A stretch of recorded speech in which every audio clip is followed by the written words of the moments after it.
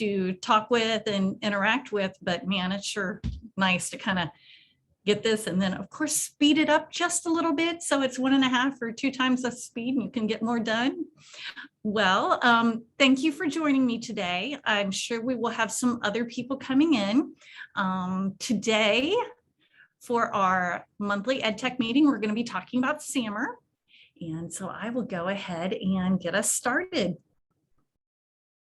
I met many of you either through email or in person or virtually, but just in case I haven't, my name is Karen Leonard, and I am currently the Director of Education, Technology, and Computer Science. We're in the process of interviewing some computer science people next week and the week after that. So I'm kind of hoping that within a month or two, I will get to assume my new title, which will be the Director of Education, Technology, and Virtual and Blended Learning, which is really exciting to me. Feel free to reach out to me anytime. I love to answer emails, share ideas. So I'm always there if you have questions. And as people are still coming in, I know Donna's on here. I don't think Donna gets spring break. I know I don't get spring break, but hopefully some of you have some wonderful plans, whether it's just taking a few days off and resting at home. I was fortunate enough to do that last week, and that was really wonderful. We never get snow days here at the State Department, and that was great. So if you feel like sharing what some of your plans are for spring break, that would be great. And there we go. And moving on today. In this session, we're really going to talk, it's really kind of setting a stage for something that I'm going to address next month. We're going to talk about the different levels of technology integration using the SAMR model. And then I'm going to have an open forum time for some questions and answers. So again, we still have some people coming in. So I don't know how many of you have heard about the SAMR model. And actually, after I sent an email out about this, I had one EdTech person from across the state email me and say, Karen, what in the world are you doing talking about the SAMR model? And I'm like, well, you know, we have to start somewhere. And sometimes when people are learning to use technology in the classroom, they have to take those baby steps. Not everyone is going to leap from getting a device and being told they have to use it to being this amazing person who can integrate technology. So my purpose is trying to make people aware of some of the different levels of technology integration. So with that in mind, I really would love to hear some feedback either with you unmuting or in the chat box. Why do you integrate technology into lessons? And if you're not in the classroom, why do you feel it's important that technology be integrated into lessons? I think so many times people say, well, you know, I have to, but I'm sure you have ideas beyond that.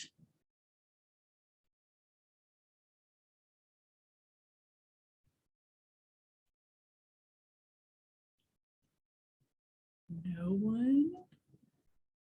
I get it. It's been a long day and my computer's really been messing with me. Let's see some of the reasons I hear. I use technology or integrate technology because I'm told to do so. You know, my administrators say, we spend all this money on the devices, you have to use them. Or I hear it makes teaching easier. Or I like to have my students be able to use tools like IXL. Kind of saves me some time by giving them something that they can do online, and you know, then I can do something different. And while those can be valid reasons, we're actually going to look at some reasons, strong reasons to integrate technology. And like I said, we're going to introduce the SAMR model. And I know I'm going to butcher his name, but it's Dr. Puntadora, I believe, who came up with this model. And the letters of SAMR are an acronym. And the first level of integration is substitution. And this is pretty much where most people start. You know, technology acts as a direct tool.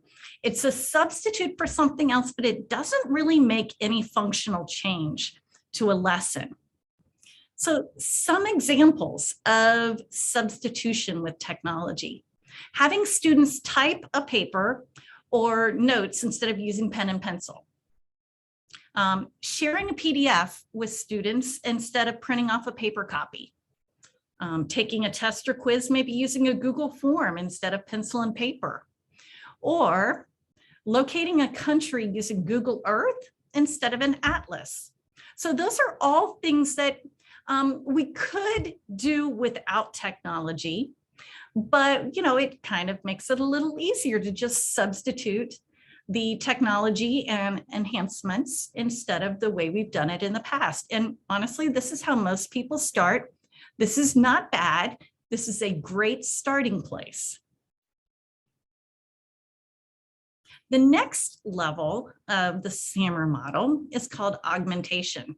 And I'm sure you know what augmentation means. It's kind of like taking it and changing it just a little bit. So when we're talking about augmentation and using technology, we have several examples. And, my children, two of my children are dyslexic, and boy, augmentation made such a difference in their world. Maybe using text-to-speech feature, maybe in Google Docs, using the ruler on Google Earth to measure distances between locations.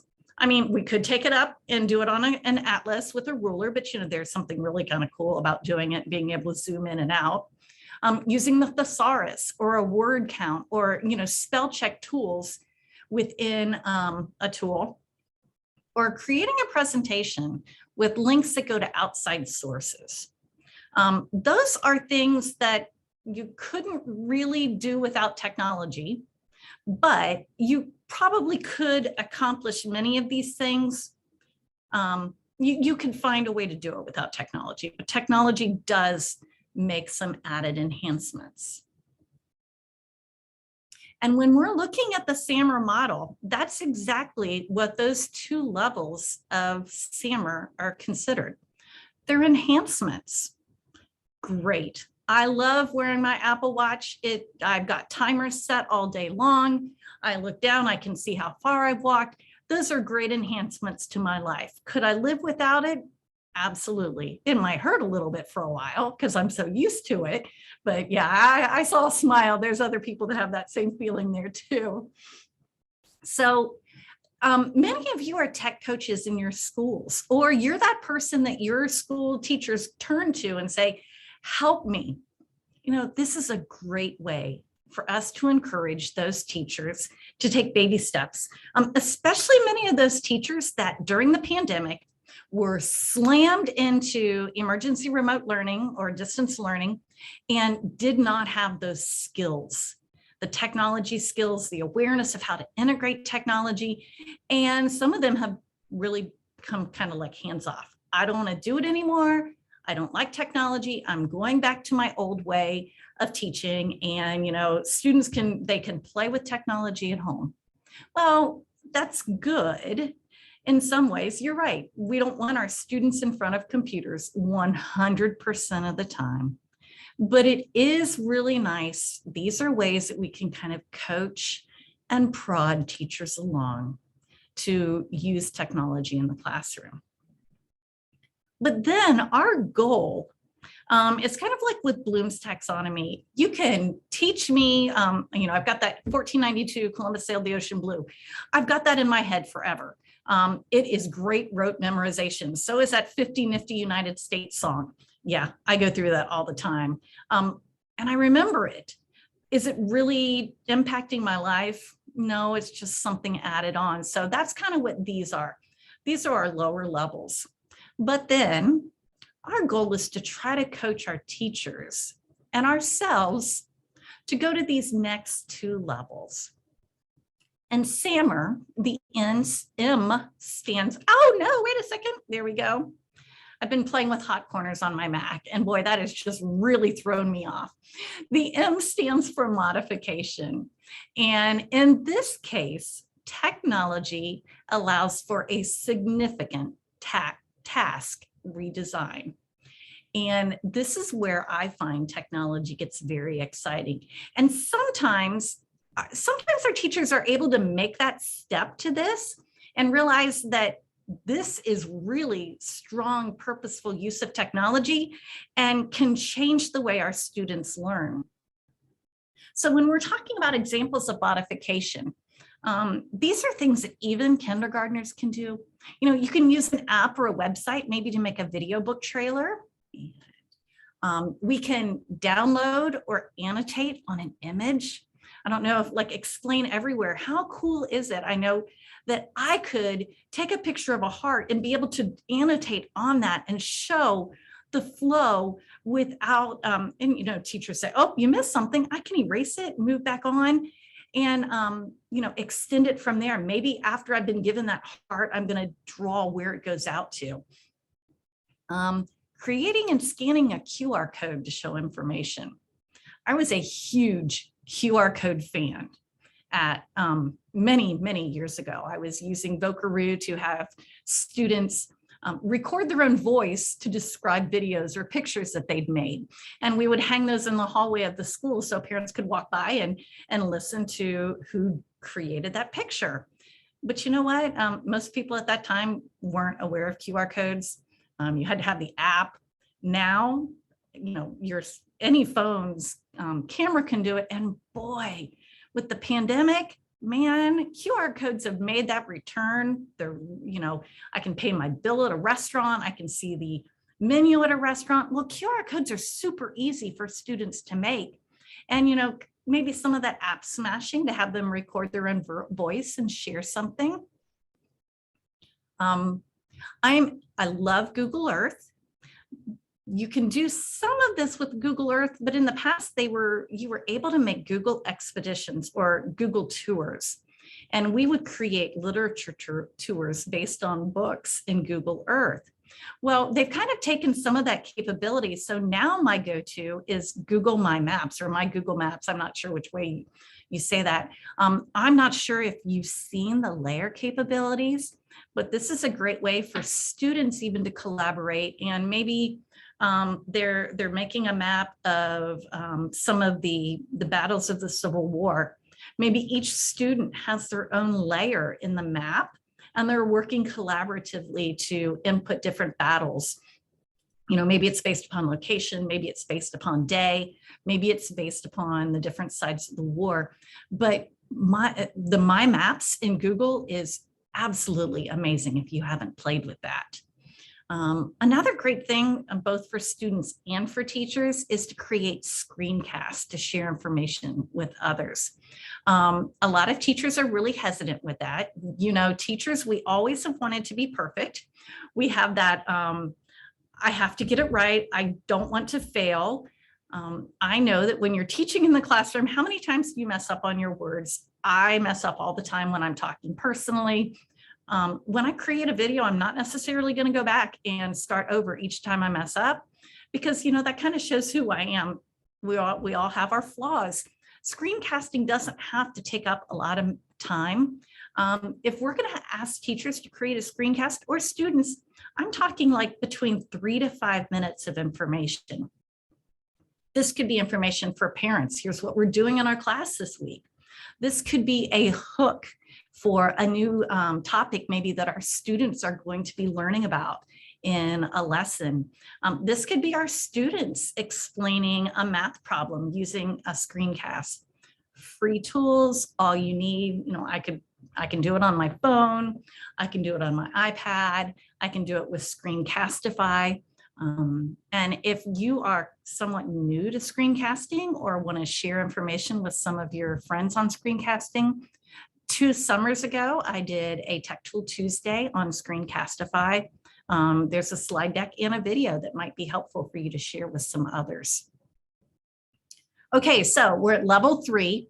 We're getting higher up in the ranking, or actually down in the name, for modification.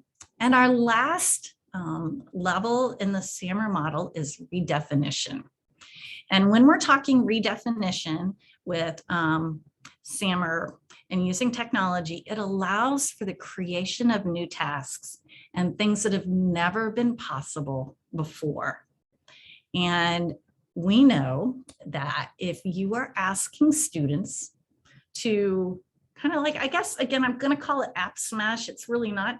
Maybe they're listening to a podcast and then they're going to create their own audio response. Maybe they're going to then take that audio response and share it with others on a blog or on a website, or share it with others in their classroom so people can comment and provide feedback to them. Oftentimes, just providing students with an audience to share their work is a way that we can use the higher levels of SAMR model. What about using AR simulations? I cannot take students to Africa and be able to tour a tribal village, but you put on those AR goggles or VR goggles in that case, I guess that would be VR, and have them just look around and be able to identify the differences in housing and dress and behavior. And I wish it could, maybe at some point in time, it'll have audio in there too. Or AR. I know even something really simplistic is on your phone now with Google, you can pull up AR of different animals. And, I know that I had an octopus flowing through my office one day. And the fact that you're able to twist it and turn it and see all the different sides of that octopus, there are some wonderful AR tools and things that students can use out there that will show them the human body from 3 or 4 different angles. Another thing is, like I was talking about student audience and student voice, allowing students to collaborate with students around the world through video conferencing and maybe document collaboration. Now, of course, whenever we're talking with other people, we always have to make sure that things are safe and secure. One of my all-time favorite teaching activities that I did with 6th grade geography students is back then it was Skyping. We Skyped around the world. I was trying to do around the world to 80 places. We made it to 69. And it was great because it did take a lot of maneuvering and time zone. Well, it was a great experience to talk about time zones and the temperatures. But vetted people, I was able to vet them. I knew them personally, or they were family members, maybe of some of our classmates. We were able to talk with them and ask questions, and that allowed us to compare and contrast the animals, the lifestyle, the food, the traditions. And then they were able to put that in, and we were able to publish a class book. And so those students that may not be able to attend session 5 of our Skype were able to read about it later. And it was great for students to have that input. It made learning geography real. And even something as simple, and I'm using that in quotes, as creating a website to publish student work and allow others to provide feedback. That could be something using Google Sites, or it could be something that maybe they're actually learning HTML, but we're taking student work and we're making sure that it's able to be shared with others and letting students collaborate with others. So those 2 levels of the SAMR model are what we call transformation. And like I said, the first 2 are great for beginners, but this is where we want to be able to push teachers and encourage ourselves to go beyond. We don't have to have grand projects. My Skyping around the world took the entire school year. You can do something with a 1 or 2 day project. It doesn't have to be intense. We're just starting slow, but this will change the trajectory of our students' education. And I really have liked this diagram of the SAMR model because it's really showing how students can go deeper in learning. Can we do education without technology? Yes, we've done it. That doesn't mean it's bad. But boy, we're able to enhance it and take our students to places that we were never able to go to before. And that's what I love it. One of the things that I've always said when parents ask me though about screen time, there are so many things that do not need technology. If it enhances your learning, great. use it.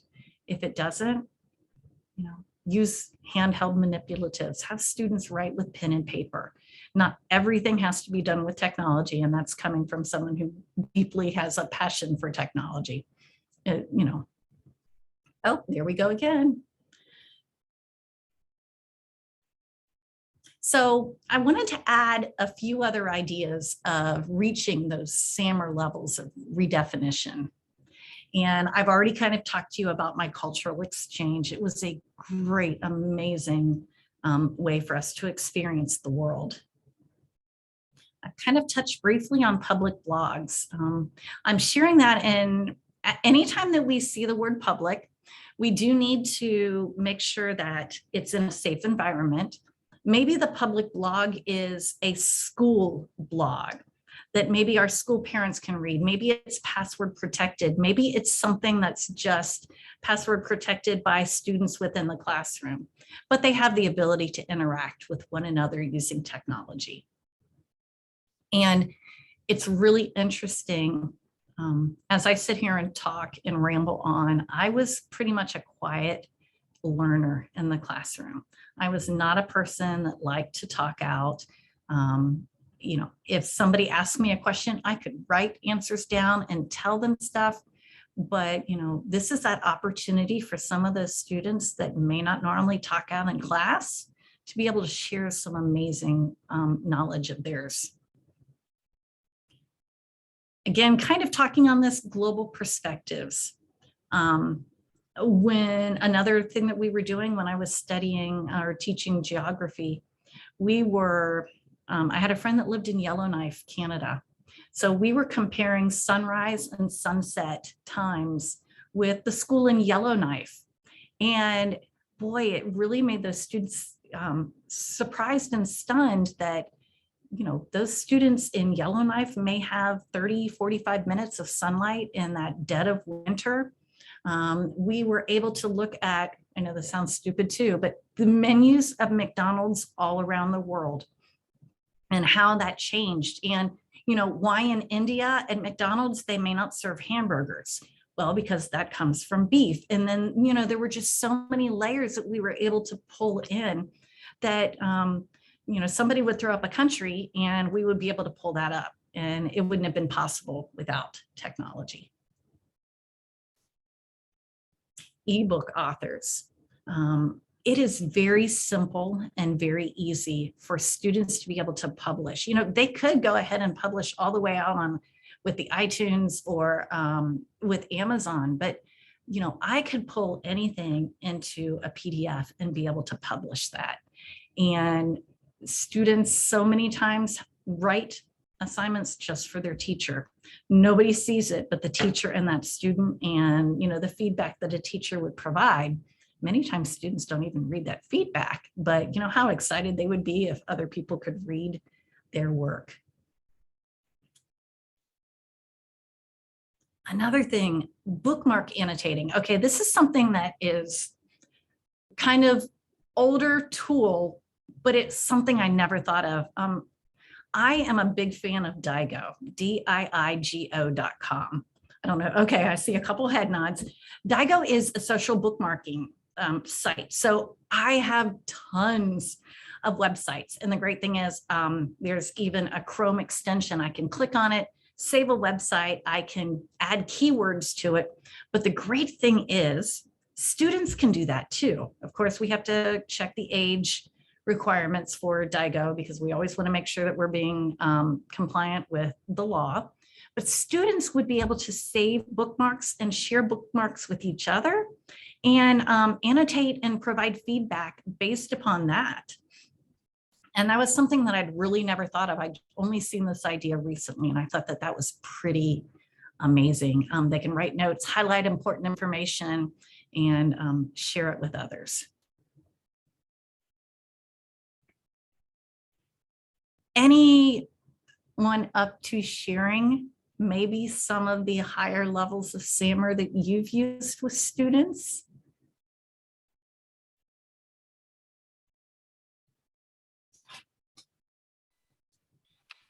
We do a unsolved mystery unit. Can you hear me? Yes, absolutely, Heather.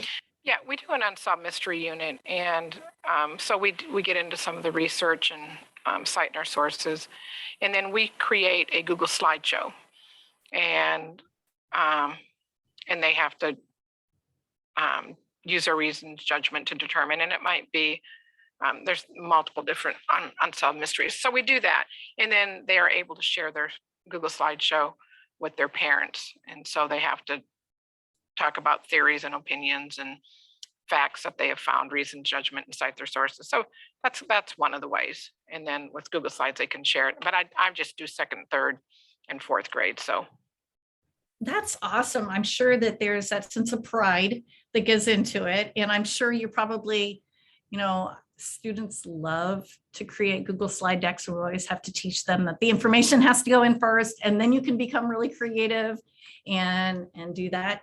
And I miscalled your name, Teresa. Thank you for sharing. Anyone else?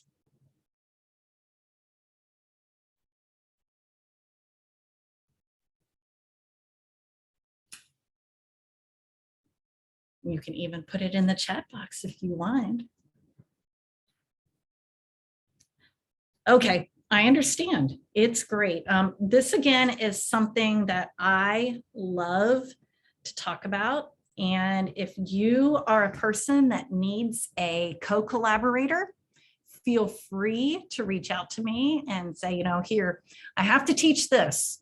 What can we do to pull it up to one of the higher levels? I am always here for collaboration. So a couple things. Actually, I should have pulled this out. I kind of did keep it in here to let you all know. This year, actually last week, I just implemented a pilot program here at the State Department, and it's called a Virtual Teacher Improvement, Network Improvement Community. And basically what that is I am meeting with teachers over a 5-week period. We're starting off with teachers from 6 through 12, and I'm providing support and guidance for them on how to get our learners engaged in virtual learning opportunities. The reason I'm sharing that with you now is because in the fall, we hope to expand this so that we can have, I think we have 15 teachers right now. And the goal would be to be able to expand that and provide support all across our state. I am excited that we have teachers all the way from Miami down to Lawton. So if you do know of teachers who are involved in virtual instruction, or we will be starting that up again in the fall, and you will be receiving information probably in July, I would think. Oh, crud, there we go. And I tried to run through this quickly again because it is beautiful outside, 4 o'clock. My next meeting, it says March 28th, and yes, it would be March 28th, the last Monday of the month, is going to be on the TIMS matrix of technology integration. And this is actually much more in depth on taking those higher levels and using technology strategically. And I'm really excited to be able to share that. So if you know some people that might be interested in that, I would love to have them and or you join us. I do have, I think many of you noticed, one thing that I'm trying to model is, people always throughout a presentation say, well, where's the link to the slide deck? I've tried to make sure that that's on every slide as we go through, but here's another link. You're welcome to share this with anyone you feel might benefit. We have 2 more virtual EdTech meetings this school year, March 28th and April 25th. Again, if you have this slide deck open, there are just some links to some additional resources that you might be able to share or utilize yourself. And I'm going to stop sharing. Everything that I have shared today, I have recorded. I'm sure you've noticed that. I hope that that was okay, and I should have asked for your permission earlier, but I like to be able to post these on the SDE website so that if people are unable to meet, they're always able to go back and refer. And Heather says she's got some money to spend on robots. If any of you have any suggestions, Heather would probably really appreciate them. And Heather, I can tell you that tomorrow night at 3:30, I have my CS meeting. Those might be some good people to ask, but even better, Thursday night from 5 to 6 is our Computer Science Teacher Association of Oklahoma meeting. And that is a great place. It's really focusing everything on teachers, and it's free to join. And those are the type of questions that, yes, I will send those links to you for both of those meetings in an email in just a few minutes. So is there any? Is that Heather? We use the spheral bolts. I don't know if you have those or if you just have the older spheros. The spheral bolts are much easier to connect to the iPads and work much better. So I don't know if that's an option for you, but those are the ones that we use. Okay, thank you. Yeah, the bolts, I have two and one won't connect and they're new. It's the poor kids, I mean, they're just waiting and waiting. They're very patient, but you know, I have 16 classes and it just, yeah, it's too much. Yeah, the bolts are better.